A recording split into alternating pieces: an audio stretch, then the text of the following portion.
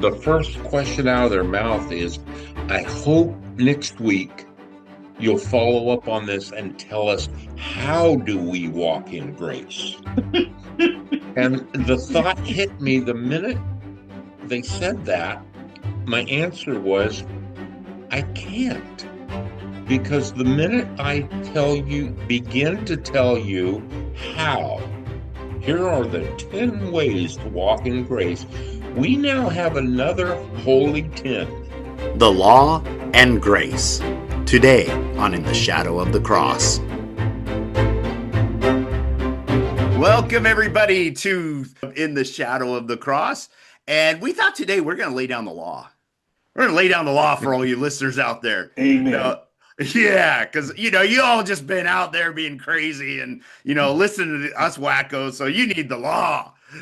Now, that's what we're going to talk about today. We're going to talk about the law, specifically with church history, how grace moved into the church, and then what happened after that.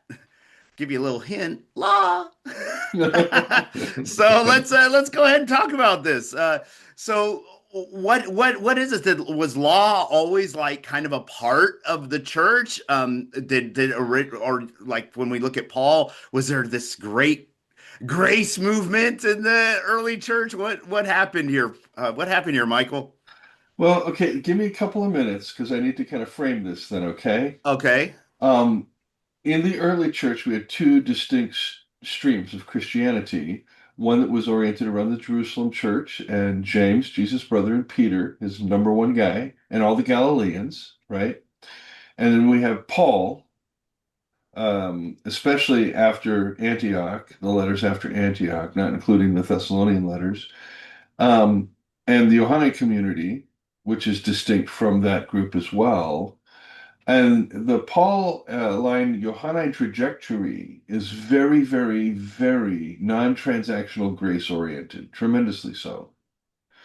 And those two streams came through the early church in 70 CE when the temple is demolished by Titus. Jewish Christians have fled east to Pella and into the Transjordan and on further east even. And that left a vacuum, and Gentile Christianity just kind of came right into that vacuum. And so at the same time here, in this time frame, we have different types of Christianities, plural, emerging. Okay? They're really quite distinct. Some see themselves at odds with other parts of it, some don't. And in that mix, what happens in the second century is the early church is interpreting Jesus through the lens of the Gospel of Matthew, which was the most popular gospel in the second century by a whole logarithm. Okay. Is that why they put it first in the New Testament? Yeah, Okay. yeah. Luke is quoted a few times in that century. Mark, just a couple times. The Johannine literature, not at all, because it was suspect at that time in the second century, because the heretics were writing commentaries on the Gospel of John. Oh, okay. So the church is going, yeah, we don't know about this one. But you have in this the claim over the Septuagint. Does the church have the right to claim the Septuagint as their scriptures, the Greek translation of the Old Testament, or does the synagogue? And so there was a battle between the synagogue and the church. What happens then is because of Matthew's orientation, the church brings together in its canon two distinct streams. Okay. And its canon is it's pulling things together, but it does it in a way that suggests that all these original apostles, including Paul, were of one mind. And so you have, the Apostles' Creed, so to speak, where every one apostle gave each a different line, dot, dot, dot, dot, dot, dot. And there's this view that Eusebius kind of tries to cement together when he develops this notion of one Catholic Church, where there's Roman primacy. And then from that point on, the church has wrestled with the law, the concept of the law's validity. Is it valid? Is it valid for Christians today? Um, what's most interesting is that when you go through church history, anytime there's a movement toward grace, toward a more proper understanding of the law, that the law never seems to get quite separated. Right. Okay. Okay. And the problem isn't the law. What we've got to learn to do is not distinguish between grace and the law. We need to distinguish between grace and a false interpretation of the law. Because Okay. the law is something Jesus chose to live. He lived it out. He said, "This is the proper interpretation of Torah. Look at me." He's this living embodiment of Torah and how to Okay. interpret Torah, right? Yeah. Okay. Okay. And so these other interpretations of Torah are what that you see in the lives of the Jews around him. Jesus is saying that's not the Father. That's not the proper interpretation of Torah. Jesus doesn't reject the law. He interprets it. This is very, very important.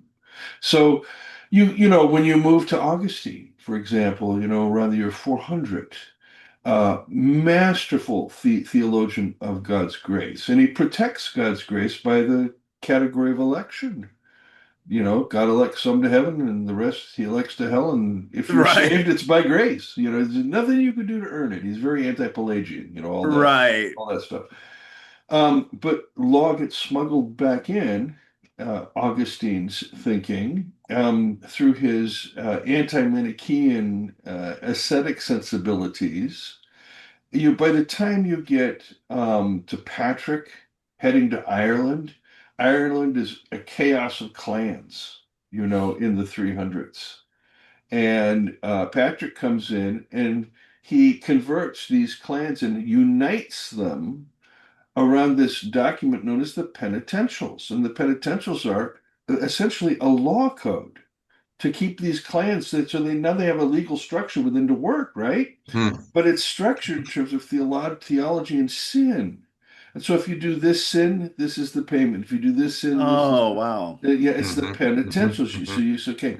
So there again, it gets this movement of grace in the Celtic world ends up smuggling that in. So you can trace this through the history of Christianity in the Reformation, just to give a few examples. I think Martin Luther made a clear, clean cut. He understood what he was doing. It was a clear, clean cut. However, Luther was so jaundiced against anything non-German, Jews, Turks, Mhm, you mhm, know, mhm. Anabaptists, Swiss, you know, he was too provincial to allow those insights that he was gaining to really influence his thinking about these more geopolitically, right? Yeah. Calvin comes in, follows Augustine, protects the grace of God with the doctrine of predestination. Okay. Let me say something here about Calvin. You know how the Calvinists put predestination at the head of their system and everything flows from that? Right. Calvin didn't make that move. Calvin doesn't talk about predestination. He's got book one, the doctrine of God, book two, the doctrine of Christ, book three, the doctrine of the Holy Spirit, and book four, the doctrine of the church and state. It's not until all the way into chapter 23 of book three, where Calvin's talking about prayer, that he mentions predestination. And he mentions it to say, how do we know God hears our prayers? Because he's Hmm. chosen us. Mhm, Okay. See, mhm. so that was how it functioned for Calvin pastorally, where his immediately his successor Theodore Beza turned it into that system, and it was followed on into England and through the Puritans and the Reformed traditions. But what Calvin does, yeah, we're justified by grace, but Luther, said the law it leads us to despair.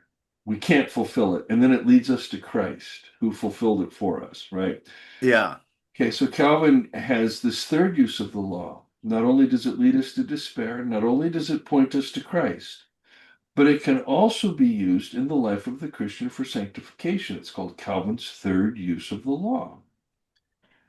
And that's where you start taking these Old Testament or these Torah commandments and bringing them Hmm. into the Christian life. And we see that through the Okay. entire Reformed concept of sanctification, right? Yeah. The Anabaptists never really got grace. They got the nonviolent part on. They went back and they captured that. They really understood that piece, but they never allowed that piece to go out and influence the rest of their theological thinking. So then you get, grace kind of really gets, I think, rediscovered in a way with Karl Barth, who in his early writings talked about the completely other God, the totalitarian God.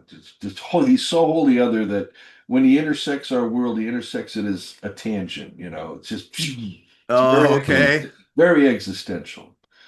God is God, or as Barth would say, let God be God. Yeah, I heard that God one is in who church a God lot. is, Yep. right? And then at Vatican II in the 60s, I think there was a rediscovery of grace, but of course the Catholic Church has never been able to really rid itself of the issue of law. And then today, now we have this whole grace movement thing going on, right? But they can't, because they reject the law rather than reject the wrong interpretation of the law. They can't really get to ethics. You'll notice this with these grace preachers. They can't talk ethics, Right. Yeah. right? I They can't noticed talk that. human relationships. And that's because they have no anthropology. So every time we get to grace, we end up as human beings going and reverting to law, even in our own personal spiritualities. If things are going bad, we revert to, I do this still to this day, to a deus ex machina. Come on, God, just once be a deus ex machina. Right. Yeah. Yeah. Exactly. Just one time. This is all I need. I'm not asking for much. I just want the winning lottery numbers, damn it. Right. Yeah. So we lose grace all the time. And I think if we're really attentive in our spirituality, um, we're going to be dealing with that more than anything else. Just the need to constantly be aware that we're chosen because we're loved, not because of who we are. A mother and a father, healthy mother and father, um, don't wait for the baby to become something before they decide to love it. Right. They love it into human society. They love it into being, as it were, Yeah. into Hmm. relationality. Anyway, those are my initial thoughts. Really good. First of all, I want to zero in on. I thought it was interesting when you talked about Jesus interpreting Torah, interpreting the law. I like how that goes right back to what we were talking about last week, kind of Jim with the CEO analogy he gave, where you have Jesus was, as we were talking about, Jesus was showing us the Father. I hadn't really thought of it that way, that Jesus is interpreting, he's doing the same thing with the law of saying, here's what this is, here's what this looks like, here's how this is lived. So it kind of, for me, it removed that whole thing of, is the law gone? Is the law here? Is the law, it's, no, Jesus reinterpreted it as, this is what it looks like if you're really living the law in the most Yes, positive sense in yes. what Jesus is talking about. So I like that, and I find it interesting though that when you brought it to the day, because today there is a lot of talk about grace these days, and you're right, there's this absence of ethics, and so there's this challenge of like that's the thing, Jim. Before we turn on the mics, you were talking about the sermon that you talked on grace, which I'm hoping you'll kind of Yeah, tap into here in a little bit. And you talk right. about how right afterwards everyone says, well, tell me how to go ahead and Tell share me that if how you to. will. Yeah, Go yeah, ahead, yeah. That was go ahead great. and share Yeah, that. yeah. Well, I'll share that, and then I'll share a couple of thoughts also. Uh, this goes back. I don't know, how far do we go back, Lauren? The 90s, I guess? Yeah, that would have been like Somewhere, 92, 90, between 91 and 93. Yeah. somewhere around there.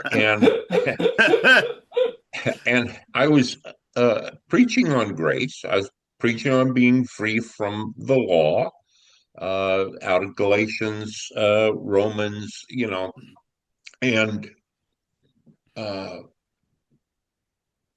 as soon as it was over, there was two or three people came up, and the first question out of their mouth is, "I hope next week you'll follow up on this and tell us, how do we walk in grace?" And the thought hit me the minute they said that. My answer was, I can't.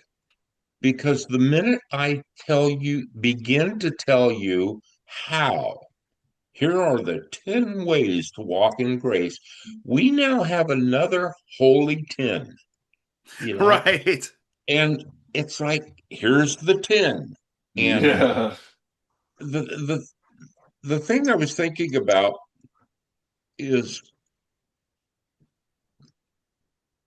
I think we were created as human beings to created to be justified by God.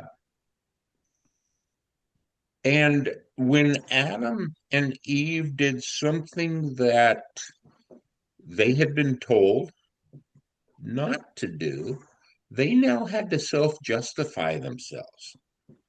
They had to cover their shame, their nakedness, and the Bible talks about being freely justified. And we don't like that. We like to think that, but I did something. And I was having this conversation with a brother the other day. He's been a pastor for 45, 50 years. And we were talking about Jesus. What does it mean that Jesus did it all? And so we're having this conversation, right? Going back and forth. And I said, therefore, we cannot, no one, according to Paul in Galatians, no one is justified by the keeping of the law. And he said, yeah, right, we're free from the law. And I said, okay, so what does that mean? We're free from the law. Does that mean that if I wanted to, uh, I could drink alcohol, the big taboo among Pentecostals. Yeah, I have a glass of wine every once in a while. Yeah, it's no big deal. What about smoking dope? Well, I guess. Uh, what about sleeping around? Oh, well, definitely not. Why? There's no law. Oh, you're wicked, man. And I said, I hate that ugly bastard over there, so I'm just going to blow him away. There's no law. Well, I'm not saying that. I mean, we have to have certain laws. Why? Well, because can you imagine the chaos if we didn't have any law? And I said, now we're coming to the crux of the matter. Yes. Okay. Am I justified by faith? And if so, the just lives by that faith. If so, my relationship, if you will, I don't like this term, but if you will, my relationship becomes my moral compass. Yes. I'm not going to do anything that's going to hurt myself, God, or my fellow brother. And in that, I'm free. I'm totally free. but I'm doing it because of love. I'm not doing it because I need to, at the end of the day, feel self-justified. I read my 5 chapters in the Bible today. I spent my half hour in prayer. I'm working on getting up to an hour. You know, I full tithe, but I'd like to get up to 15%. I, and we have all these little checklists that at the end of the day, I can lay my head down and say, I'm good. I'm good. God's good with me, you know? Yeah. Yeah, that's really good, Jim. I like how you brought it to relationship, that it's because Paul writes about the law of love, that it's how will this impact my relationship with you, with the person in front of me, with my father, and it brings us right back to what we see Jesus living, and so Michael, you touched on the about grace, the movement of grace, and then how something comes in again. If you want to pick that up. Okay, so I'm going to use the mimetic theory here. Um, One of the things Girard observes is that there are three pillars, three things that arise from our prolonged non-conscious use of the scapegoating mechanism until it becomes a conscious use of that mechanism by those who will become priests in the first hierarchy, you know. Think of Apocalypto by Mel Gibson. Okay. Um, From that process emerges civilization. Culture arises from religion. Or in Girardian terms, humanity doesn't create religion, religion creates humanity. Hmm. Okay? So that's the baseline for that anthropology. And then Girard says there are three things then that uphold culture. He calls them pillars of culture. The first is ritual, the repetition of things.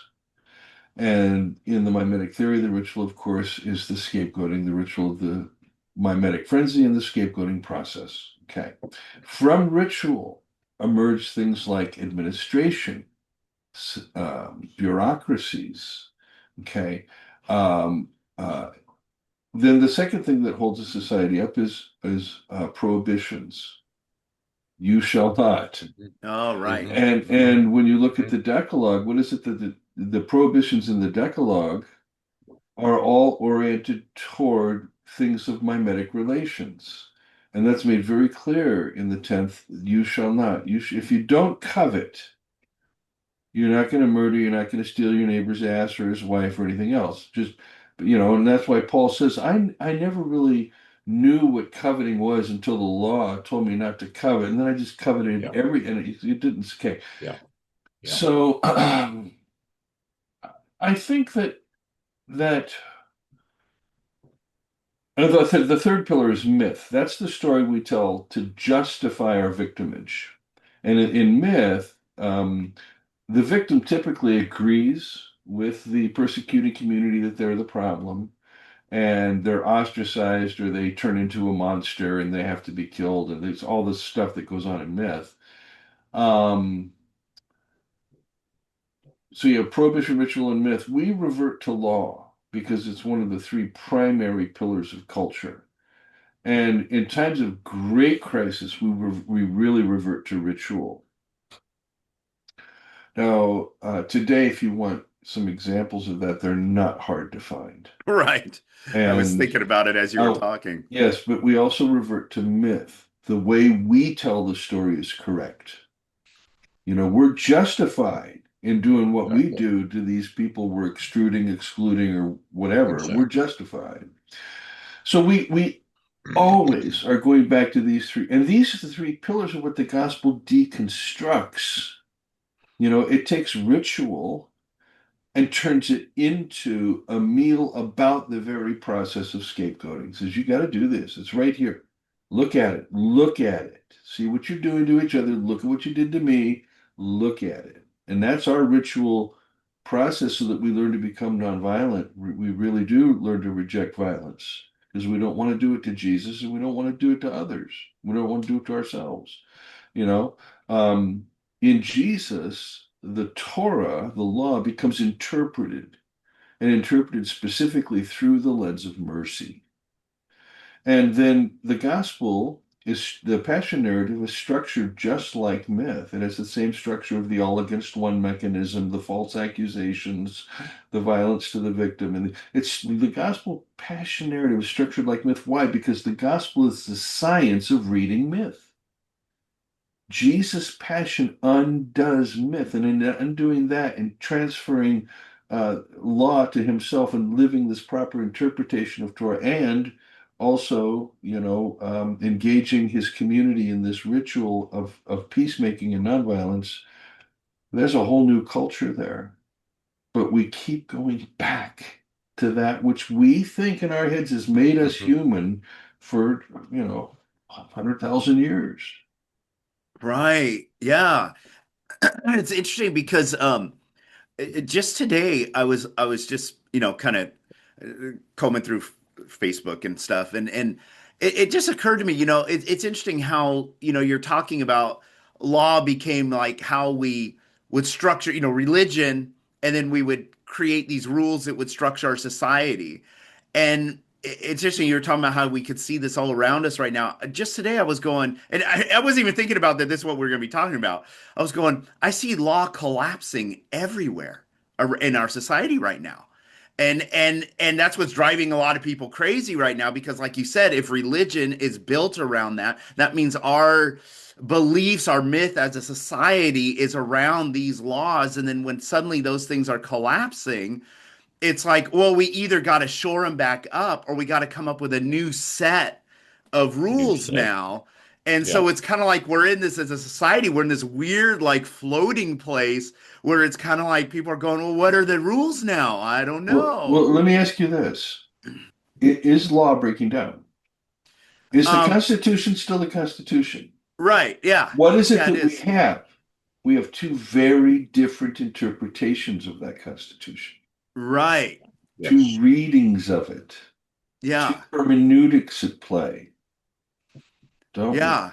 Right? Oh, And definitely. and our tendency is to want to go, oh, one's got to be right and the other's got to be wrong. Well, what if they're both wrong? Right. No. Yeah. So is it the breakdown of law? I think one of the things you might be referencing would be, for example, the uptick in crime across the nation. You know, Crime is as well as war crimes and things of that war, nature. yeah, yeah. Breakdown of the rule of international law is certainly happening, you know. Yeah. And but that's why whenever these particular times happen in history, the populace turns to the strong man, Right. the Trump, the Bolsonaro, the Merkel, the Thatcher, the Reagan. Whenever we go through these crises, we turn to the strong man, the Hitler, the Stalin, the Mussolini, the FDR, right? Yeah. This is true of all human history. Okay. Right. Well, you look at the French Revolution where Right. everything was just chaos, But which what we does talked it about last week. right, but what does the strong man promise? He promises order Law and and order. order. Exactly. Yeah. Right. Yep. And what is the strong man really saying? I'm going to be the one that interprets the law, and the rest of you are going to listen. Exactly. Mhm. Yep. Right? So this is the crisis we're in. And as a church, as Christianity, we've created a dual crisis. Not only are we in this as citizens, but we're in this also as Christians because we do not know how to relate to Torah because we have uh, there's no historical Jesus in the grace movement today.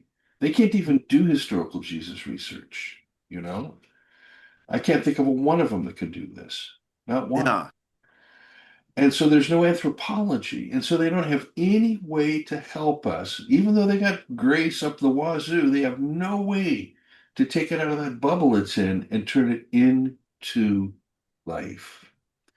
And we've Yeah. managed to do that. We've managed to say there's an anthropology here that corresponds to a theology. And it has fundamentally to do with the reorienting of desire.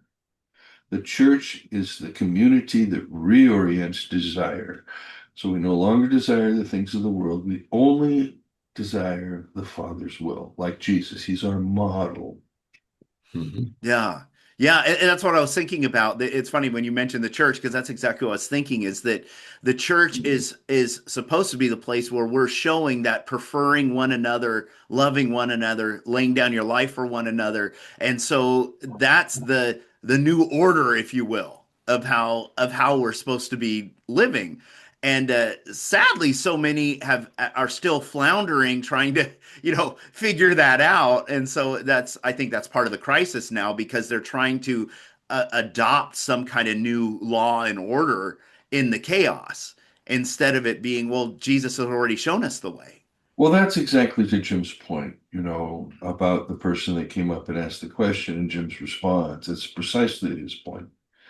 We want someone to tell us what to do and how to live because it's too hard for us Right. to take responsibility for ourselves and our relationships. To take responsibility for yourself is to take responsibility for your relationships. Right. Not Yes. Yeah. just for your own individual well-being, because we're interrelational, we're interdividual. We are our relationships.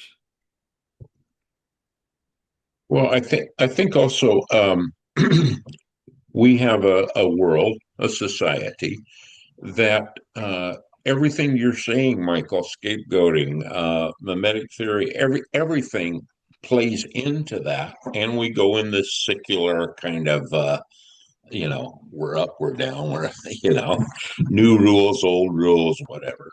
And my interpretation is better than your interpretation. So you begin to introduce, let's say a local fellowship in a town begins to introduce what we're talking about here. And you get that congregation of 100, 150, 200 people. I see the light. I see the light. And it's like they're either going to be the weirdos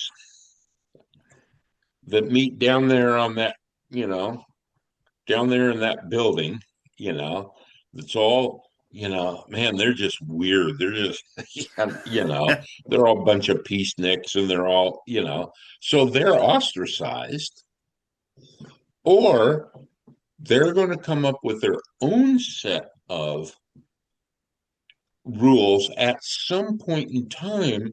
And it may not be in the very beginning. The very beginning, uh, it goes back to the last church I pastored.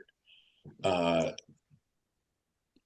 Myself and one other guy, uh, we were like, man, we're embracing this grace message. We're embracing this. I'm loved. God's not mad at you no matter what. And we have lots and lots of friends who are just so burned out on church. They've been so wounded or so this, that, the other thing. They see the hypocrisy, whatever. Let's just invite them uh, to come and just hang out with us. We're just going to hang out. And our wives looked at us and said, it sounds like you guys want to start a church. And we both looked at each other and we looked at our wives and we said, no, absolutely not. It's like, that's the problem. And we're going to solve the problem. We're not going to be a church. We're going and if it ever becomes a church, we'll be the first ones to walk away. So 6 years into it, man, we had a great time for 6 years. We really did. 6 years into it, one of the couples said, hey, half of us are from one town, half are from the other town, and they're about 20 miles away. Wouldn't it be nice if we had a building Oh, halfway in between? Oh, that was it. All over So now. Here it everybody's like, comes. yeah, that sounds good. So we found the building. We moved in and arranged we didn't even put church type chairs in there. We got sofas and we got uh night tables with lamps and we had a fireplace and yeah, it's the living room. That's it. No. you know well, Casual. by year 8, the succession. By year 8, the sofas were gone, the fireplace was there, but the rows of chairs with the pulpit, a sign on the front door, or on the top of the building with a name, and regular meeting times, and a Sunday school program because now we had kids coming, and we were starting to talk about uh, needing to get a youth pastor in. You never And called me. I'm so done. I'm done. I'm out. And you cannot, um, if the core of your belief system doesn't change, you cannot set up a new society that is going to fully embrace the Jesus way. Uh, Before, it may take 8 years, it may take 20, but eventually you're going to become a law unto yourself.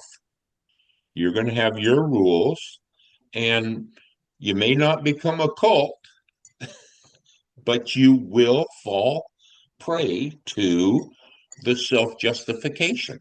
We're doing it right. By the way, on the sign, um, the name of the church was Turning Point. The reason for that name is in the Message Bible, where it talks about Abraham. It says, Abraham entered into what God was doing for him, and that was his turning point. And so I thought, man, that's a tremendous name, and that's our message. We enter into what God's doing for us. Well, it sounds good. But again, if the self justification that is the core of our human existence, uh, even entering into what God does for me, is God paid the price, so I owe him a debt of love. You know, that's a term I've heard since I was a kid, and you go back to that place. You well, we owe it to the next generation to train them right. So we've got to have Sunday school curriculum that trains them right.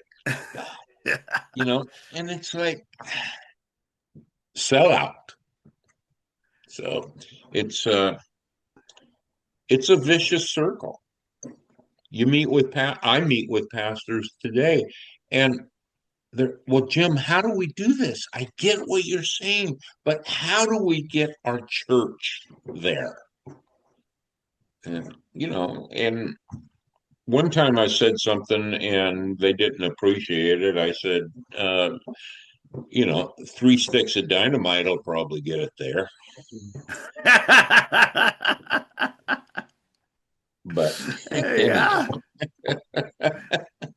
I sent you, I don't know if you saw it, I sent you guys the manuscript for the Next Jesus Revolution. Yes. And I was looking for the rules in there. Yeah, they're not there. Yeah. Well, a lot of this comes out of the book Cheryl and Keith Hayes and I are writing on reclaiming discipleship in the category of discipleship and a mentor without authority or, accountability and all that nonsense. just reframing the model. But I mean, if if the church, and it could have a building, it doesn't have to have a building, it can be two people, it can be three, it can be 300, it doesn't matter.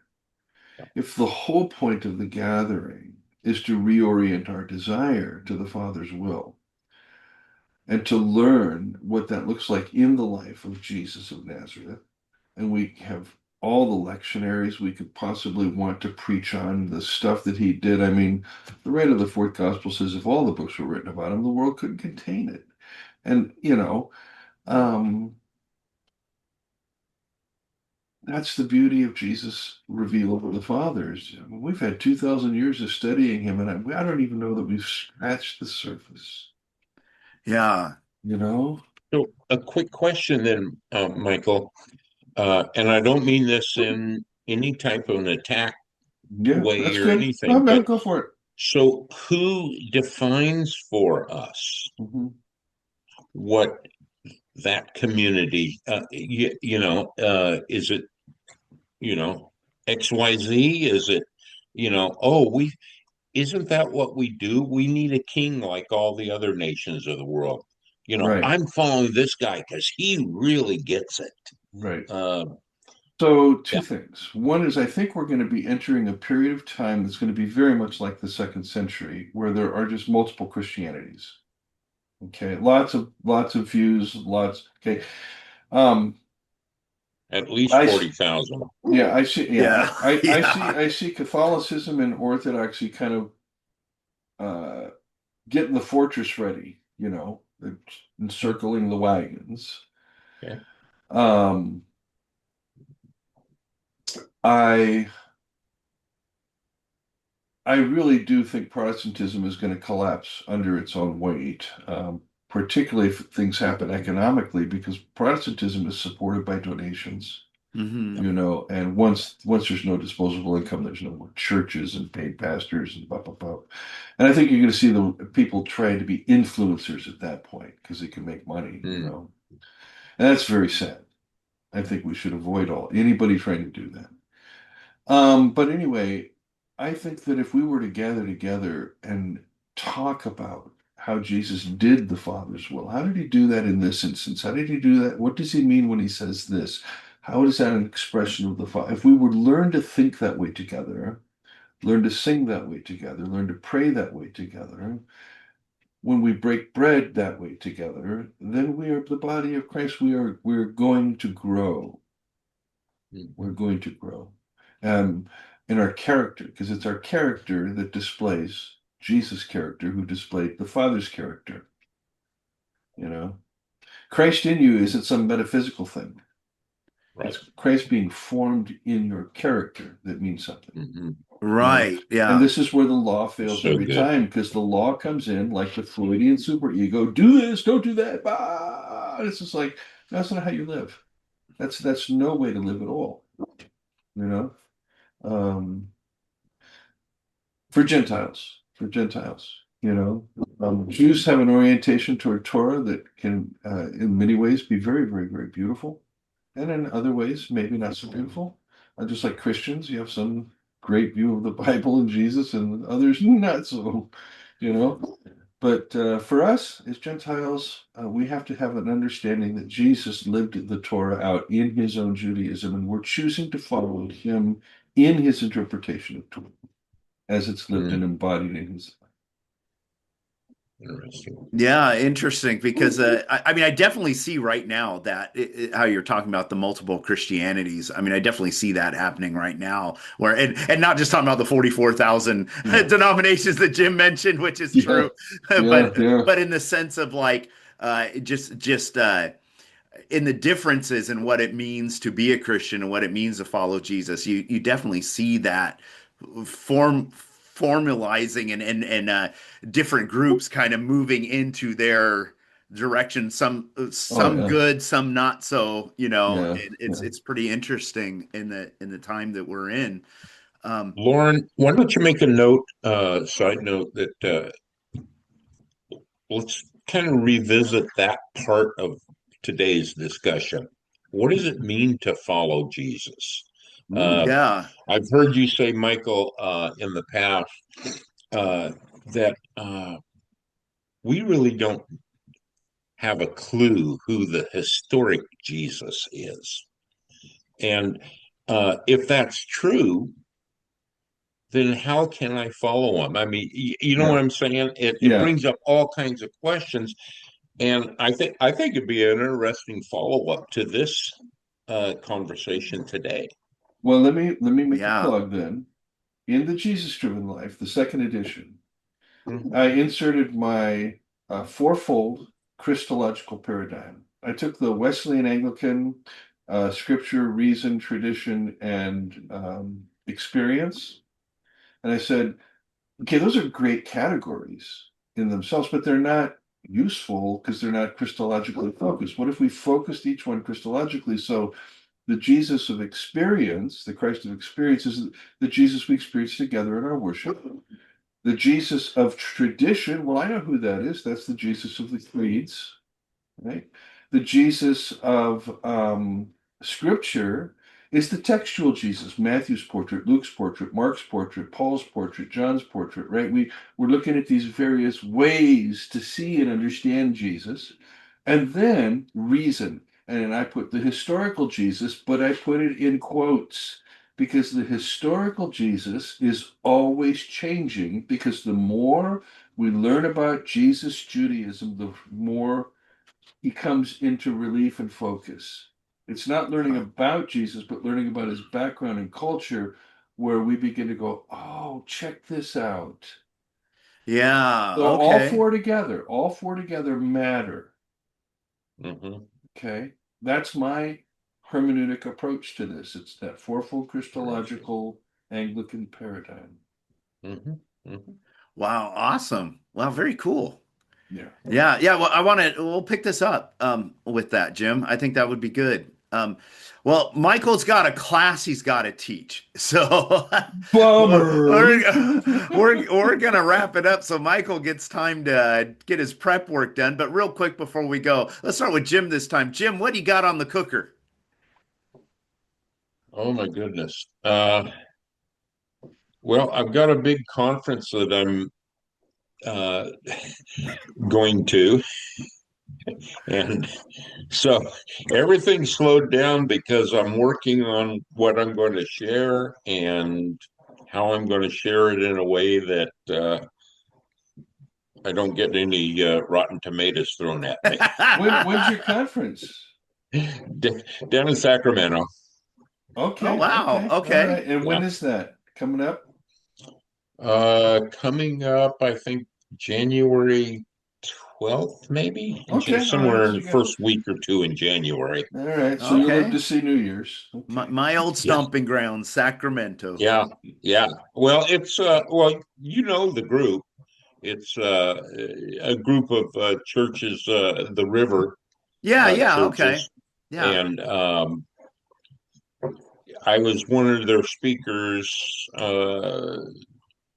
3 years ago, Yeah, I remember and that. they've invited me back. So I thought, well, as long as they keep inviting me, I'm going to keep coming, Right. Yeah. Well, they not haven't thrown you pulling any out. punches. That's a good thing. But Is it the river because they're on the American River there, or just because rivers are big water, or you know, the river. You okay, know, the river. we're Well, in the river. yeah, and it kind of has a double meaning too, because Sacramento is called the River City. So Yeah, yeah, Well, yeah. that's true, but yeah. yeah. But Okay. I don't know how the river and fire tunnels mesh together, but somehow they Yeah, make it work. exactly. But that's really cool, Jim. I'm glad you're getting to do that because they're bringing in a good speaker. Someone's worth Yeah. bringing in. I'm sorry, but the to me the stupidity of a fire tunnel and the desperate need for a dopamine rush and oh my God, I can't. And Michael, before you go, you got 50 million things going on. What are a few things you're doing right now? Well, I'm enjoying the house being decorated for Christmas. All I right. love this time of year. I love Me all the too. pretty fairy lights and stuff that Cheryl puts up and the candles everywhere. I just love it. I'm working on a lot of different book projects. I'm writing a lot these days. I probably spend I don't know, 8 hours a day writing. And just because I'm having conversations with you guys, with Keith and with Cheryl, Steve Crosby, I'm having all these conversations. My mind has been fertilized and seeded again, and I'm asking great questions, and I'm got all my books, and I'm going back, and I'm a student again. I haven't been a student since I was in my early 20s, Yeah. ever. No, I was a student probably into my 90s, but before the crash and burn anyway. But I've been a student like this in a long time, and I'm really learning things again. It's not like new revelations or anything. It's just like Yeah. I'll read something I wrote, and then I can answer this question, and it's not like I just been working on Jesus driven life, chapters 2 and 3. I now have about 150 pages that just kind of open all that up, those 2 chapters. And I'm just Yeah. like, wow, yeah, I've got that. We submitted the next Jesus Revolution for publication with my Cool. publisher, so we'll see what happens there. Excellent. James Allison sent me a great foreword for doing theology as if life matters, and Tony Bartlett and Dwayne Armitage have given it really great reviews, and so those will be good for that book. And then I got a few things I'm working on for the class for Christmas presents. Did you guys see my First Peter commentary I put in there? Yeah. You know, so Awesome. I'm having a lot of fun. Just Good. rethinking things. I'm making different kinds of decisions these days, and I don't have a sharp an edge on like Matthew or James or First Peter that I did before. I'm really starting to see a lot of the non-sacrificial stuff in there as well as some of the sacrificial. Okay, that's fine, but there's still that big move toward the non-sacrificial in this literature. Big time. Big Yeah. moves. I'm starting to allow myself to not be locked into a view that doesn't let me see that. So I'm very happy. Awesome. Very Yeah. cool. Yeah. Well, Very good. I've been revisiting making the movie again, looking at Talentless, the comedy that I wrote, and because I went through the screenplay again, went, man, this is just too good. Mm. I gotta make this. And I was telling Lily, it hit me. I'm like, my problem is, I'm involved in my talent is in a rich man's sport. And that's what hit me this week. I'm like, it'd be like if I was like really good at polo, Yeah, right. and it's like I need a Exactly. horse, That's and that's right. my problem. I write these darn good screenplays, get things figured out, and I'm like, I need the money. But I don't know. I'm really praying about it. I'm talking to people, looking at ways to maybe do some crowdsource funding or something and try and I'm get it gonna throw going. an idea at you after we get off air. Okay, sounds great. So I'm open. I'm all ears. So all right. Well, this has been great, you guys, and we'll talk to y'all again next week.